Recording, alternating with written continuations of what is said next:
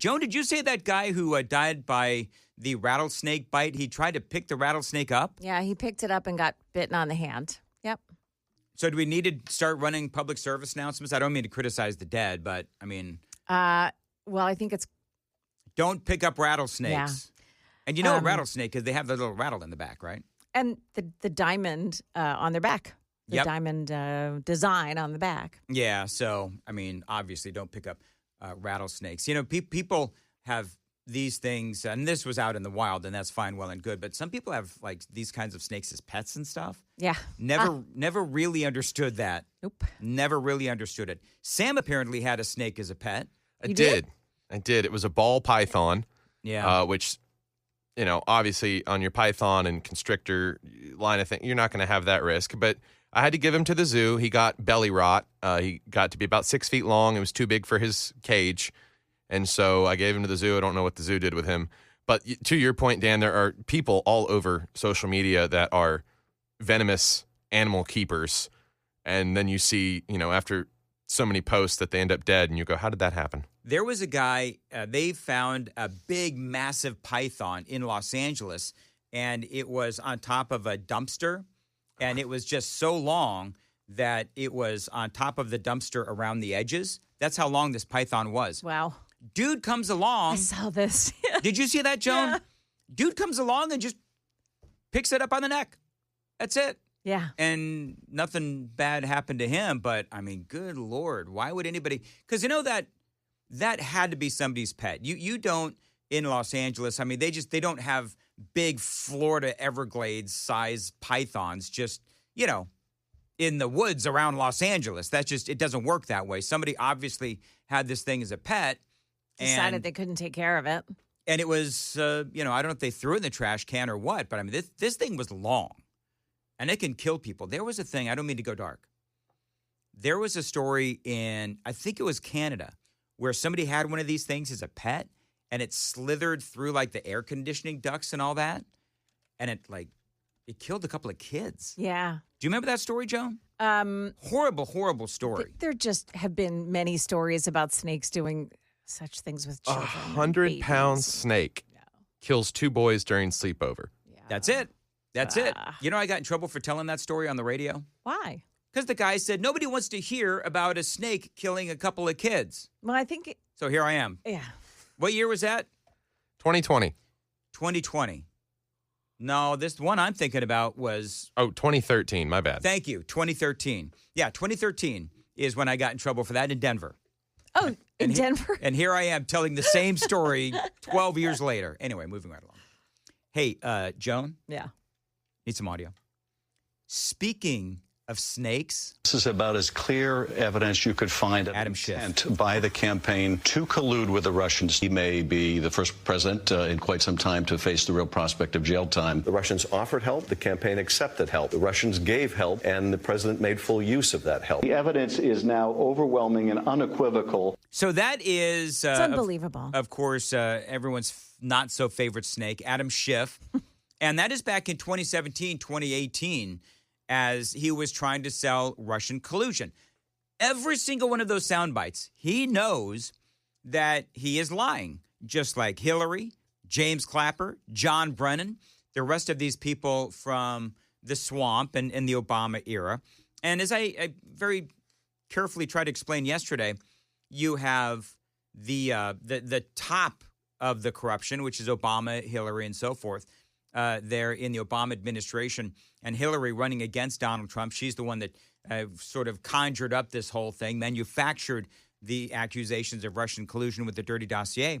But then it goes down a level where Adam Schiff was in Congress, and he was there, allegedly, leaking classified information on the same topic. So this was a multifaceted effort by the Democrats to try to take out Donald Trump with these lies. It's funny. We're talking about Chuck Schumer earlier, where he was talking about his dear imaginary friends, the Baileys. And one of the things that the Baileys absolutely hated was lying. Yet the Democrats have no problem lying about Donald Trump. Now, yesterday, we told you about the news that Adam Schiff has now been accused by a whistleblower, a Democrat whistleblower, of leaking classified information as chair of the House Intelligence Committee to take out, politically assassinate Donald Trump. This is from the New York Post. Schiff authorized leaks of classified information to tarnish President Trump's image during the Russiagate probe, having assumed he would lead the CIA in a Hillary Clinton administration, according to newly released whistleblower statements. So that's one of the reasons why he was doing this. He did this because under Hillary, and you were in Washington, D.C. at the time that Hillary lost, Joan. So, there were all of these Democrats who were just certain that Hillary was going to win. People were buying houses in Washington, D.C. on the notion that Hillary was going to beat Donald Trump. And when Trump actually won, you had all of these people have to turn right back around and sell homes. It's the same thing with Adam Schiff. Adam Schiff was positive that he was going to apparently lead the CIA. And when that didn't happen because Trump won, he made it his mission to take out Donald Trump. The unidentified male source, who worked as a Democratic staffer on the House Intelligence Committee for 12 years, after more than 2 decades in the intelligence community, telling FBI agents in December of 2017 that the mood among the panel became indescribable after Donald Trump's upset that win the year before. Ranking member Adam Schiff was particularly upset as he had believed, this is a quote, that he would have been appointed as the director of the CIA had candidate Hillary Clinton won the election, according to a summary of the interview obtained by the New York Post. It doesn't get much more serious than that. The chairman of the House Intel Committee doesn't have declassification authority over these types of documents. They are made available to Congress under very tightly controlled rules. This has been a source of tension for years. And members of both parties have gone out of their way to assure that this material would be closely held and not weaponized. Yeah, that is, of course, Jonathan Turley, and he is a constitutional and legal analyst for Fox News. And this is serious. I mean, do you know how long, if this is ultimately proven, you got to deal with the statute of limitations and all of that. But do you know that if this is actually proven and you can bring up Adam Schiff on criminal charges, of which, by the way, there are many, he could spend the rest of his life in jail. If he actually did this, and if it can actually be proven in a court of law, and they can find the receipts, and they've got the whistleblowers who always have to be believed, according to the Democrats, Adam Schiff could go to jail for the rest of his life. So it is serious. So there's a whole host of charges related to what Adam Schiff is accused of doing. The leaking of classified information, of course. Again, Schiff could spend years in prison if charges are actually filed. The problem is the statute of limitations has run out, but if they can tie it to this broader conspiracy that we all know has been going on with Russiagate, then that statute of limitations would not have run out. So that is for all of the really smart people to figure out, the attorneys and such. But the whistleblower is indeed a Democrat. So who's telling the truth? Well, clearly it's not Adam Schiff. Schiff was viewed as one of the most political chairs of that committee in its history. And this is a truly chilling account, if true. Now, when I first read it, frankly, I was taken aback because it's perfectly moronic to commit such a felony with a planning conference meeting with staff. That's not usually how things are leaked in Washington, D.C. What makes this different is that this was a statement made to FBI agents. The person who made this statement was no doubt aware that lying to FBI agents is not just a crime, but a crime that was repeatedly prosecuted during prior administrations, including the Obama and Biden administrations. Yep. Right. So making this statement puts you at risk. That's why someone's lying here and someone's a felon. Who do you think is lying? Who do you think is the felon? I know. I believe it's Adam Schiff. What about you? Now, this is a guy, as you know, friends, I mean, I've been here for almost 12 years. It seems like Adam Schiff has been a constant source of conversation and controversy. He was angry at the time. Hillary lost, cost him that opportunity to lead the CIA. Remember, it is important to note that this whistleblower has remained consistent for years, making these accusations to different attorneys general over the years, including Bill Barr, by the way. And they, for whatever reason, decided not to do anything. He was in the room. This whistleblower was in the room. He literally verbalized his discomfort at the time, and he did call the leaks treasonous. Well, this is a very significant punishment. You can have, in addition to having multiple counts, you can easily go 10 years in terms of a sentence, if not more, depending on the circumstances and the number of violations. Each of these leaks is an individual violation. Each of these documents would likely be charged as a violation. That type of count stacking is precisely what Mueller and others did. Remember, these are very similar to the types of claims made against Donald Trump in Mar-a-Lago, that he removed material and improperly stored them. There were also allegations that he might have revealed them to third parties. But this is much more serious in one sense. Trump was accused of negligence in most of these counts. This would be a premeditated criminal act. To release classified information to damage one's political opponents. Now, a lot of people are saying, well, all of this doesn't matter because he was pardoned by AutoPen. That was only for J6 and his contributions, if you will, to the January 6th committee. As far as I know, and if you know something different, send it to me on the super text line. We can crowdsource this. But as far as we can tell, he was only AutoPen for J6. He was not AutoPenned for everything that he may have done. You looked this up, Sam? Yeah, I'm looking at the actual pardon itself, and it is a full and unconditional pardon for any offenses against the United States, which they may have committed or taken part in arising from or in any manner related to the activities or subject matter of the Select Committee to investigate January 6th. There, boom. That's it. He can go down for conspiracy. He can go down for leaking confidential information. And I hope that he does. Adam Schiff considered Donald Trump public enemy number one. Now, just let's zoom out a little bit. Just zoom out. You have a sitting member of Congress at the time in the House. He's now, of course, in the Senate. And he's leaking classified information to weaken the president of the United States. And I've made I've had this discussion before. This means that he is aiding and emboldening our enemies because he is distracting and weakening the American president. Adam Schiff literally took the side of Russia and Iran and North Korea and Syria and all of these nations and China, all of these nations that hate America, that want to do us harm.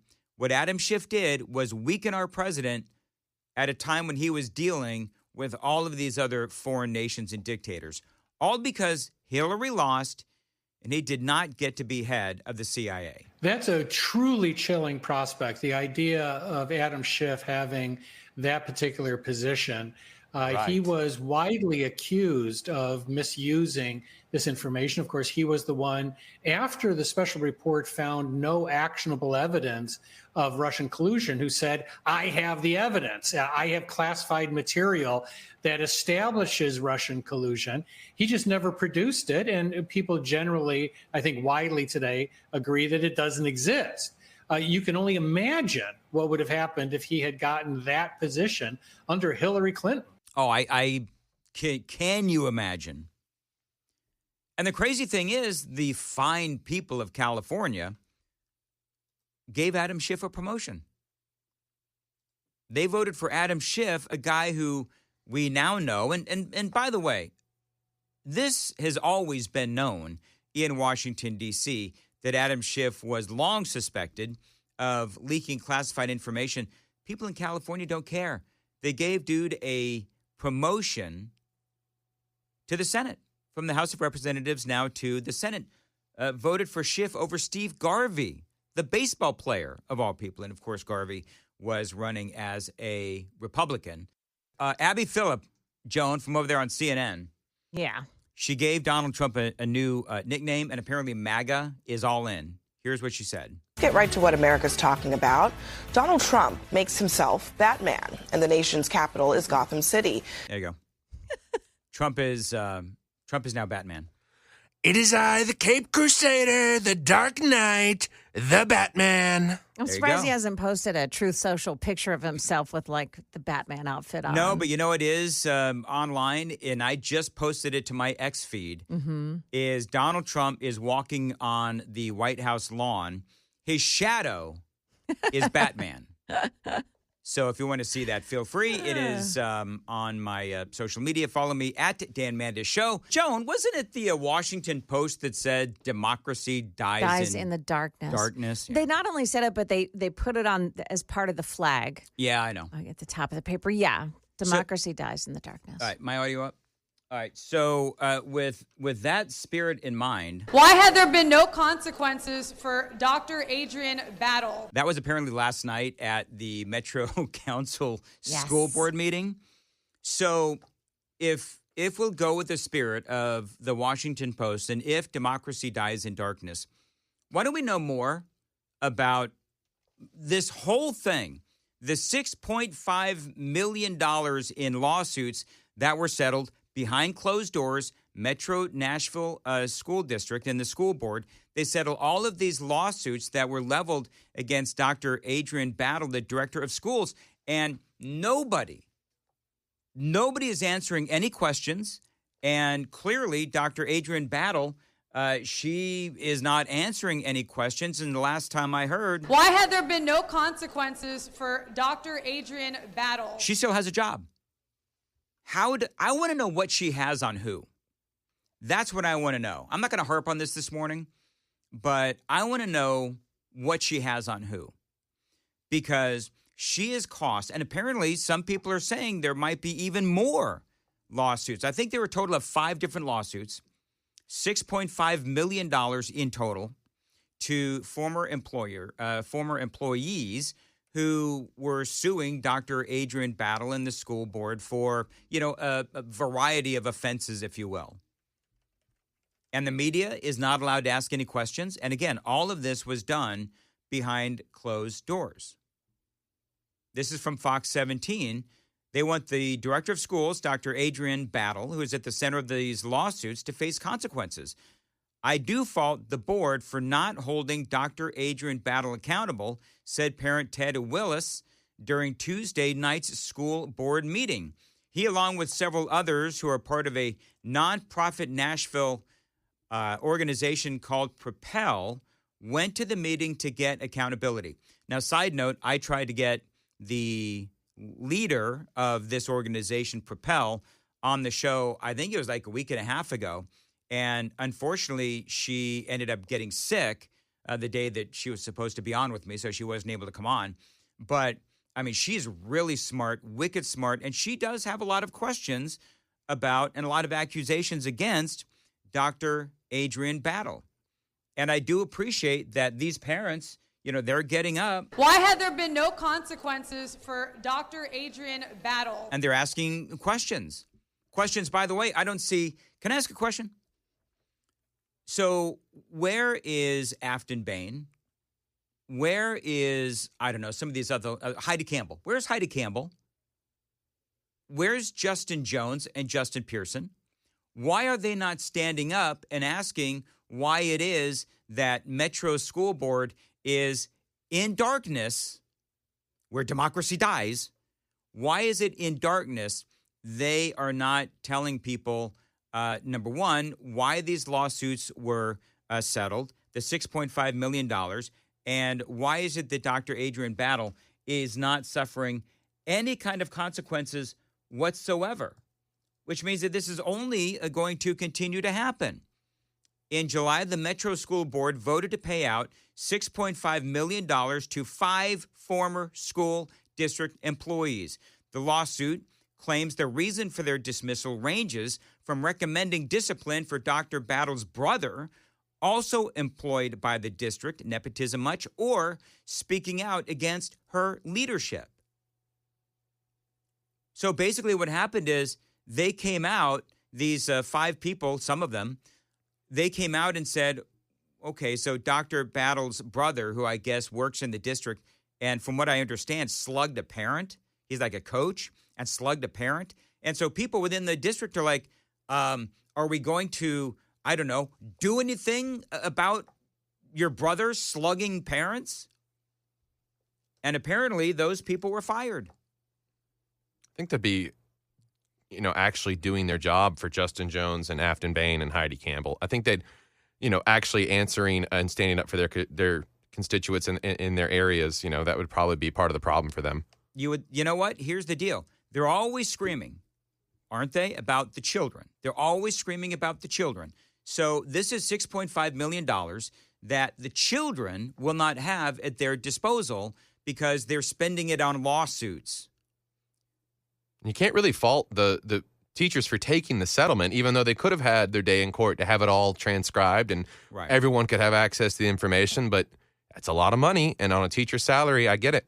Can I ask a question, though? So listen to this. Metro Legal Director Wally Dietz is the attorney who facilitated the settlement. Listen to what he says. This is insane. We came to the conclusion that Dr. Battle did nothing wrong. The obvious question is, why would we settle? It was a business decision, they say. A business decision that cost $6.5 million. So here's the thing. Now what they've done is if anybody has any kind of a beef, and there's a lot of people with beefs against Dr. Adrian Battle, then they'll just start bringing lawsuits too. Because, number one, they're not going to fight them because from a business decision, it's just easier to pay people millions of dollars instead of let all of the dirty laundry of Dr. Adrian Battle see the light of day. I think that's part of what this is. I think that they did not want all of the stuff, all of the accusations that are out there against her to come to the forefront. And I will remind everyone, democracy dies in darkness. It kind of reminds me of Claudine Gay in Harvard with all of the plagiarism that she committed and how Harvard tried to sweep it up under the rug until it became too public and she had to step down. There's all this, and you're right, that's a great point. You do have all of these, whether it is at the collegiate level with these people that are running colleges, that plagiarism scandal, there was a bunch of those. Remember when that all started coming out and you find out all of these people that have been running these universities and they publish all of these important papers and many times turns out they were plagiarized. And so for Dr. Adrian Battle, they say that every corner of Metro Nashville Public Schools is aligned with growth, creativity, and academic excellence. And apparently, I would say, corruption. Fran Bush, I've had Fran Bush on this show before. She absolutely rocks. Fran Bush, a former Metro school board member, said that support is just a show. The question remains, how many more lawsuits and complaints are needed to happen before Metro schools and the school board say enough is enough? And I think that is a very relevant question. Why had there been no consequences for Dr. Adrian Battle? I don't, that's what, does that make sense, Joan? When I say who does she have, no, what does she have on who? Oh, everybody's wondering the same thing, Dan. $6.5 million. Yeah. And she has no taxpayer money. Of taxpayer money. I mean, you pay your taxes and it goes to the schools and you think you're paying for teachers' salaries and for books and things like that. School safety, Joan? Yeah. School safety? And you're not. You're paying for a lawsuit to be settled with people who said they were unrightfully fired. Remember, though, here's the other thing that I would ask. Isn't it Metro Nashville Public Schools? And I don't want to belabor the point, but aren't they the ones that said that they don't have enough money for SROs in the elementary schools? Yes, I think it is. So that is true. You don't even have to Google that, Sam, but if you want to, go ahead. I see Sam going to the computer. Let's fact check Mandis. It is true. He's supportive. And so I wonder if that $6.5 million could have gone to more SROs in schools, right?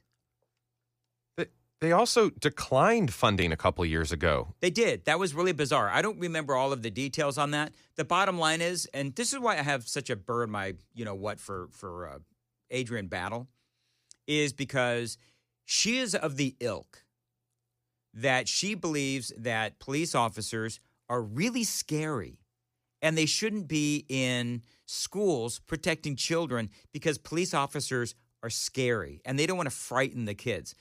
Dumbest thing ever. And when that was going on, there was an SRO in a school, I think that it was in Antioch, who saved a kid from choking. Remember that whole thing? You guys weren't here. But when all of this was going on, there was an SRO in one of the schools. I think it was in an elementary school somewhere. I don't remember all the details, but had saved a kid from choking. And so you have the conversation where the head of Metro Schools is saying, oh, we don't want the SROs to frighten children. At the same time, you have an SRO that saved a kid from choking. So I think that the Metro School Board, I think that they are just absolutely infused with DEI and corruption. And the question will continue to be asked. Why had there been no consequences for Dr. Adrienne Battle? So we're talking about that SRO that saved that kid from choking. And you're right, Sam, because I remember when this whole thing came down a couple of years ago, and it was like, this happens a lot where these SROs save kids from choking. Yeah. So Sumner County in 2023, Dixon Police in 2024, another one in 2024. Apparently, kids, you need to learn to chew your food a little bit better. But those people are in place for a reason, and it's not necessarily to save choking children, but the fact that they are there provides that opportunity. You're absolutely right. And when you demonize the police, and basically that's what they're trying to do, they're demonize the police. And for me, obviously, I think that when you have, again, this kind of an attitude within the Metro Nashville School Board, you have corruption, you have the constant demonizing of police, and all of that stuff that this kind of culture personifies, then it is not good for the kids. It is clearly not for the kids. It is 6:49 on Super Talk 99.7, because that kind of an attitude does not support, in my opinion, a healthy environment for these kids to learn. Hey, since we're talking about education really quickly, Sam, since you're so good at Googling, will you do me a favor and look up trade schools in Tennessee and attendance of trade schools in Tennessee? How many people, young people, are opting for trade schools as opposed to college?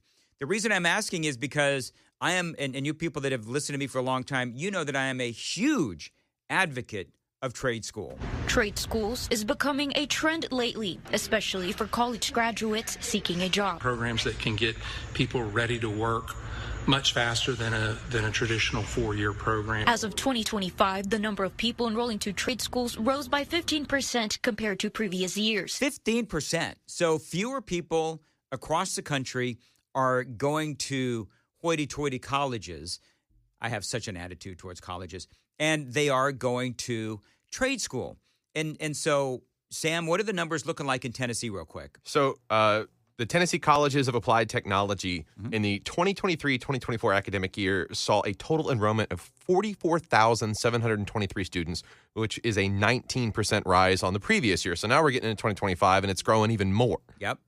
Well, part of that, of course, is the Tennessee Promise, where, trade school and technical college and all that stuff is free for, kids that live in Tennessee and all that. So I think that is great, because I believe that most trades cannot be replaced by artificial intelligence. Instead of it being seen as a second-class career, they're seeing it as a viable option to consider. For Brent Wallace, Dean of TJC School of Skilled Trades and Continuing Studies, says due to rising demand of aging workforce retiring, it has opened up more job opportunities. Leaves a big pocket of open positions, and so with that comes greater opportunity and greater pay. Yeah, I mean, we're talking about welders, we're talking about electricians, we're talking about plumbers, And these are all trades that can't be replaced by AI. Now, AI might be able to make them easier. Maybe some information is more